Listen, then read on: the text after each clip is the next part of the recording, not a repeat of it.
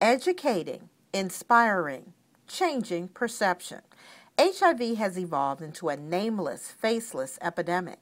All too often, inaccurate perceptions about the disease are perpetrated by a long list of exhausted stereotypes. The truth is, you can't tell if someone is positive just by looking at them. This virus knows no color, creed, or sexuality. And no one is immune. These are the faces of HIV, and there are many stories that go along with each journey.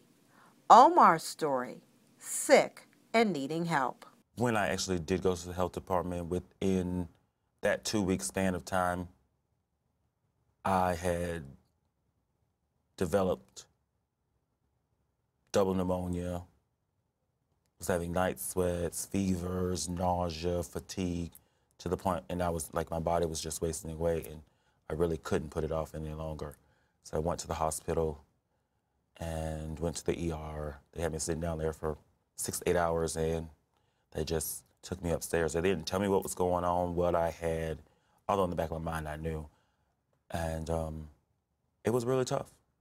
It was extremely tough because my family was there and they were supportive, but I was so sick that they really couldn't come sit vigil with me because at the time, my CD4 count was less than 20. So I was pretty much on my deathbed. Today, Omar stands outside of the Florida Department of Health's Faces of HIV exhibit. His face is just one of the many spotlighted here. It has been a very interesting journey so far.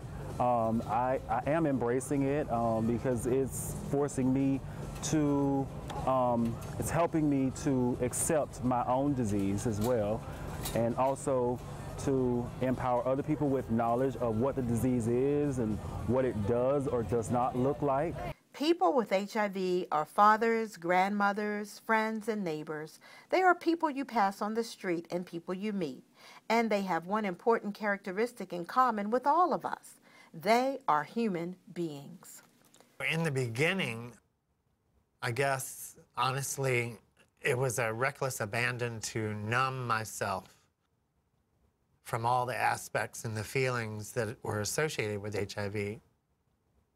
So, you know, drank like a fish, acted like I was only going to be here until I was 35, made, you know, some stupid choices because of that. So it was kind of a reckless abandon in the beginning. Jeff says his perspective changed once he decided to seek treatment. That gave him the will to live. And that's inside of him, each and every day of his journey. The reason that we created the Faces of HIV was to actually put a face to HIV, make HIV not seem like it's something separate from the rest of the community, but a part of the community.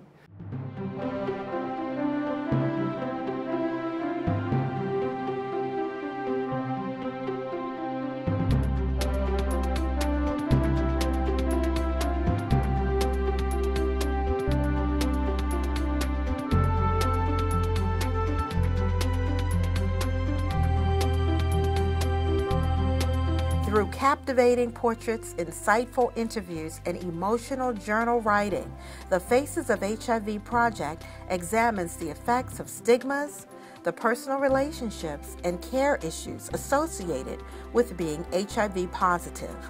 For more information about the Faces of HIV exhibit, please visit www.wemakethechange.com.